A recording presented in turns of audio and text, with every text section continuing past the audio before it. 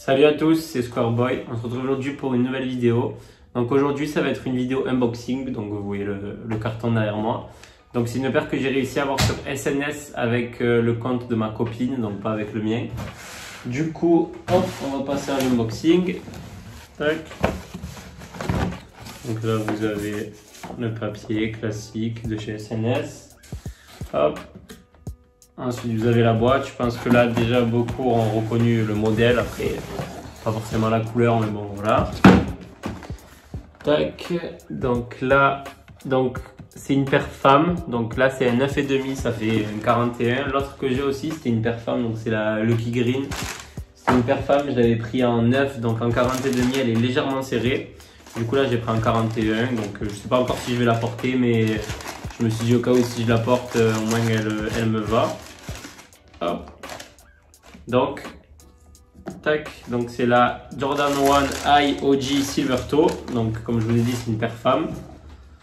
Hop. On va fermer tout ça. Tac. Donc voilà la paire. Donc du coup, avec vous avez une paire de lacets argentés. Donc ça c'est là, je les aime pas trop. Après vu que c'est une paire femme, c'est vrai que les couleurs sont assez féminines, mais moi je pense que je vais laisser les lacets normales. Donc c'est les classiques, les noirs. Ensuite voilà, vous avez le tag classique de chez Jordan. Et du coup, donc sur la paire, vous avez la semelle qui est blanche. Et ensuite, donc comme vous voyez, vous avez tout l'arrière et la toe. Donc en fait, c'est pour ça que ça va être Silver Toe, parce qu'en fait la toe box c'est ça. Donc la boîte à orteils, en gros, si on traduit en français. Donc en fait, vous avez l'avant qui est argenté et ensuite vous avez tout l'arrière qui est argenté et ensuite vous avez l'avant avec les détails, le swoosh en noir et quelques parties blanches. L'intérieur c'est très cool, il est satiné, donc je pense que là la caméra vous n'allez pas voir si vous voyez un peu là. Hop, c'est un peu satiné ici, vous voyez. Donc c'est vrai qu'au toucher c'est assez cool. Après je ne l'ai pas mis au pied, donc je ne sais pas du tout ce qu'elle vaut. Le cuir est d'assez bonne qualité, même si bon, les finitions c'est toujours pareil chez Nike, on a toujours des petits défauts, mais bon, maintenant on commence à s'y faire. Du coup, pour faire un petit peu d'histoire, donc la Jordan 1 c'est une paire qui est sortie en 1985, donc le premier coloris c'était la Chicago, donc je vous mettrai des photos. Cette silhouette a été pensée par Peter Moore, donc d'ailleurs regardez, en parlant de détails, hop, et de finition, vous voyez là il y a du... Là, il y a un peu de blanc, un peu de peinture blanche directement sur la semelle. Bon, après, c'est pas très grave, hein, mais bon, quand on paye le prix fort, on aimerait un peu avoir de meilleure qualité, mais bon, ça, c'est pas grave. Du coup, donc, comme je vous disais, c'est une paire qui est sortie en 1985, pas celle-là, mais le coloris de base, la Chicago.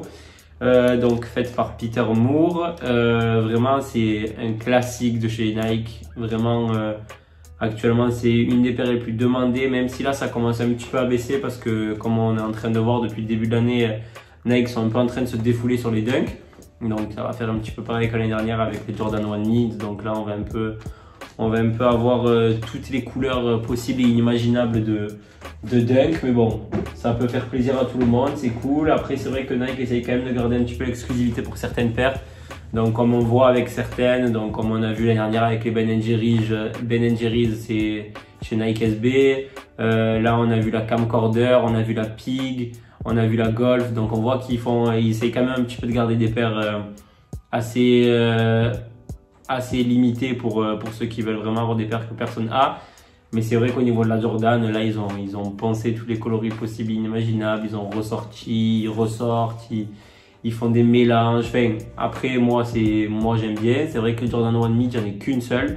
C'est la orange, donc la soi-disant Chatred. Mais bon, voilà, on sait très bien que c'est pas vraiment une Chatred. Et après, j'ai une Jordan 1 Low. Donc c'est la Shadow, il me semble. Enfin, coloris Shadow, mais c'est pas une Shadow quoi. Après, elle est assez cool, franchement. Au niveau du confort, c'est vrai que c'est pas mal. Moi, celle que j'ai, donc la Lucky Green, je vous l'avais montré dans le All My Sneakers. Donc si vous ne l'avez pas encore vu, je vous laisse aller voir la vidéo, je vous la mettrai en description. Au niveau du confort, franchement, c'est pas mal. Après, c'est pas la paire la plus confortable qui existe. Il y en a certains qui vous diront même que c'est une des paires les plus inconfortables qu'ils aient. Mais c'est vrai que moi, je suis assez content. Je suis assez content en règle générale du confort. Après c'est vrai que les Jordan Low, j'aime pas du tout le confort, c'est vrai que c'est très inconfortable avec le haut de la chaussure qui vous vient juste en dessous de la cheville et tout. Je trouve que des fois ça frotte un peu, donc c'est pas très confortable, mais bon. Après voilà, on peut pas non plus leur demander d'avoir un confort incroyable dans toutes les paires, surtout dans des paires qui sont très demandées comme ça, mais bon, elles sont quand même assez bien. Donc voilà, sur celle-là j'ai craqué. Au début je l'ai pris pour la revendre, donc j'avais participé à la raffle pour essayer de la revendre. Puis au final, je sais pas trop. Bon, après je vais vous cacher aussi que là la cote elle augmente pas trop, mais c'est vrai que pour l'instant je la garde DS parce qu'on a vu par exemple sur la Lucky Green que la cote elle était pas montée au début, elle explosait pas la cote. Donc moi c'était un 9 je crois qu'au début quand elle était sortie, donc moi je l'ai eu chez Foot Locker.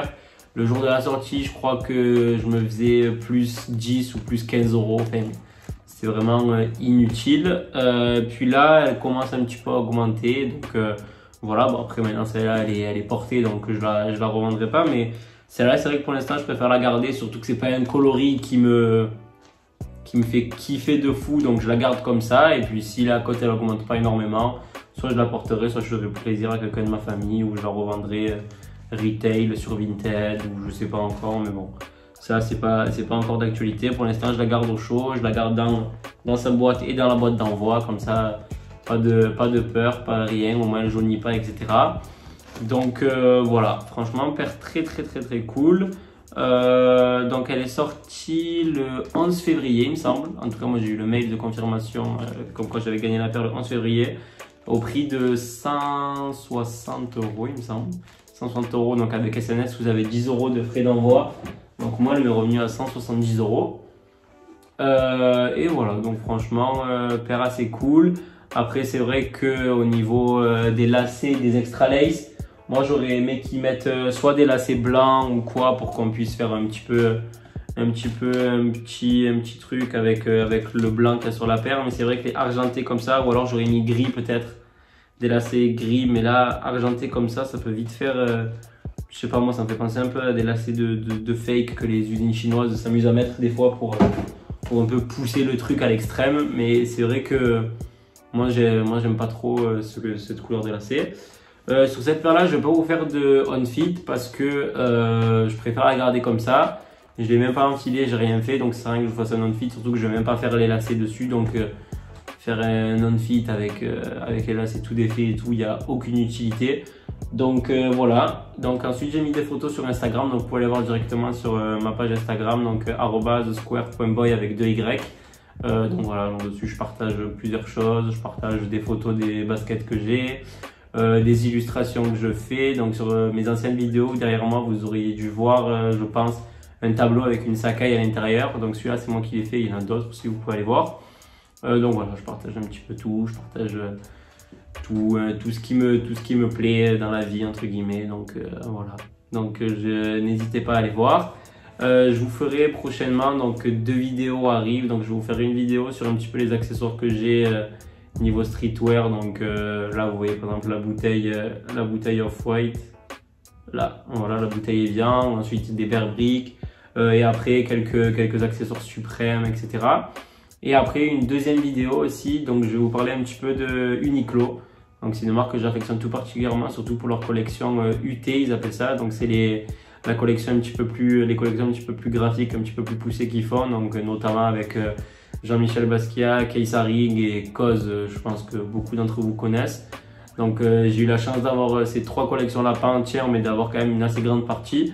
Donc c'est pour ça que je vous ferai une petite vidéo pour vous montrer un petit peu tous les t-shirts Uniqlo UT que j'ai. Et voilà, si vous voulez voir d'autres vidéos sur ma chaîne, n'hésitez pas à l'écrire en commentaire. Si vous voulez voir, je sais pas moi, des tenues qu'on peut faire pour le printemps, quel type d'habits on peut mettre en fonction des paires, etc. Donc n'hésitez pas, je regarde tous les commentaires et j'hésiterai pas à vous répondre. Donc voilà, salut à tous!